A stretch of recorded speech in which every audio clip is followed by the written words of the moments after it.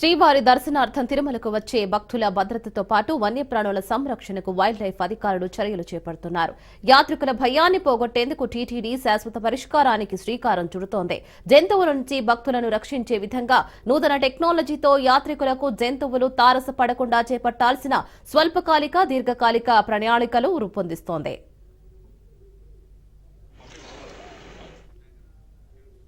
కలియుగ ప్రత్యక్ష దైవం శ్రీ వెంకటేశ్వరుడు వెలిసిన దివ్యక్షేత్రం తిరుమల. స్వామివారి దర్శనార్థం నిత్యం లక్షల సంఖ్యలో భక్తులు తిరుమలకు చేరుకుంటారు. మొక్కులు చెల్లించేందుకు అలిపిరి శ్రీవారి మెట్ల నడక మార్గం గుండా వేల సంఖ్యలో భక్తులు తిరుమలకు చేరుకుంటారు. ఇలా వచ్చే భక్తుల సంరక్షణార్థం టీటీడీ అనేక జాగ్రత్త చర్యలు చేపడుతుంది.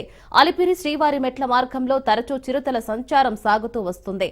అలిపిరి కాలిబాటలో నెల్లూరు జిల్లా కొవ్వూరుకు చెందిన లక్షిత అనే చిన్నారిపై చిరుత దాడి చేసి చంపేసింది. ఆ ఘటనలు సరిగ్గా 2 నెలల ముందు ఆధోనికి చెందిన కౌశిక్ అనే 4 ఏళ్ల బాలుడిపైన చిరుత దాడి చేసింది. చరిత్రలో ఎన్నడూ లేని విధంగా జంతు దాడిలో ప్రాణాలు కోల్పోవడం అదే మొదటిసారి జరిగింది.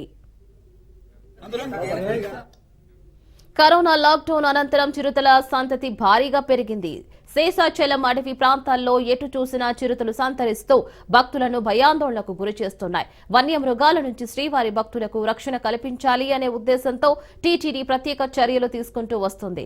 వాటి కదలికలను అనునిత్యం గుర్తించే విధంగా రేడియో కాలర్ సిస్టమ్ను ప్రవేశపెట్టాలని టీటీడీ యోచిస్తోంది. ఇదే ప్రాతిపదికన వైల్డ్ లైఫ్ అధికారుల ముందు ఉంచింది టీటీడీ. తిరుమల పరిసర ప్రాంతాల్లో నిత్యం సంచరించే చిరుతలు, ఏనుగులు, ఎలుకల బండ్లతో పాటు జింకలు కూడా రేడియో కాలర్ సిస్టమ్ను ఏర్పాటు చేయాలని టీటీడీ ప్రతిపాదన ముందు పెట్టింది.